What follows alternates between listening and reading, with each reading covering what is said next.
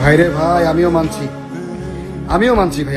ভাই, আমি কিছু একটা হয়েছে। আমি একজন স্পেন সাপোর্টার হিসেবে ওয়ার্ল্ড কাপ জেতার পরে আমার আনন্দে লাফানোর কথা, কিন্তু সত্যি কথা বলতে আমারও সন্দেহ হচ্ছে কিছু একটা হয়েছে। আর্জেন্টিনা পুরো ম্যাচে শর্ট এন্ড টার্গেট কেন নিল না? কারণ মাঠে গ্যালারিতে নাকি স্নাইপার ছিল, ইনস্ট্রাকশন ছিল বল টার্গেট করতে পারো, কিন্তু গোল পোস্ট টার্গেট করলে তোমাকেও টার্গেট করা হবে। তাই মেসি ভেবেছে ওয়ার্ল্ড কাপ আর কয়টা খেলবো জানি না, কিন্তু জীবন তো একটাই। কিছু একটা হয়েছে ভাই, কিছু একটা হয়েছে।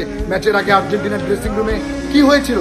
কেউ বলেছে খাবারে নাকি কিছু একটা মিক্স করে দিয়েছে, কেউ বলে স্কলানি ভুল করে স্পেনের ট্যাকটিক্যাল প্ল্যান আর্জেন্টিনাকে দিয়েছে, বলেছে এভাবেই খেলবা। আর্জেন্টিনার খেলোয়াড়রা বলেছে কোচ এটা তো ওদের প্ল্যান। স্কলানি বলেছে তোমরা বেশি বুঝো নাকি আমি বেশি বুঝি। কিছু একটা হয়েছে ভাই, কিছু একটা হয়েছে। মেসি এত ভালো টুর্নামেন্ট খেললো, তবু গোল্ডেন বল কেন রদ্রিকে দেওয়া হলো? এখানে রহস্য। রদ্রি ডিফেন্সিভ মিডফিল্ডার, ওর কাছে এতটা ইনভিনসিবল যে তার অ্যাওয়ার্ড দিয়েছে। তারা হয়তো ভেবেছে লোকটা তো পুরো টুর্নামেন্টে চোখেই পড়েনি, নিশ্চয়ই অসাধারণ কিছু একটা করেছে, কিছু একটা হয়েছে।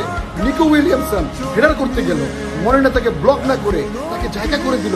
কেন ভাই এভাবে কেমন? ভালো করে দেখেন, ওটা ডিফেন্ডিং না, ওটা ছিল বাংলাদেশি বাস হেল্পারের একটা সার্ভিস। ভাই সামনে যান, একজন নামবে। কিছু একটা হয়েছে। ফেরান তোরেস শট নেওয়ার আগে সিমিয়েনো কেন মোজা ঠিক করতে গেল? কারণ সে জানতো গোল হবেই। ভাই যখন ডেস্টিনি আগে থেকেই লিখে রেখেছে, তখন ডিফেন্ডাররা কি করবে? অন্তত মোজাটা তো ঠিক করা উচিত ভাই। কিছু একটা হয়েছে। উনাই সিমন বক্স ছেড়ে যখন সামনের দিকে গেল, মেসি কেন বল চেস করলো না?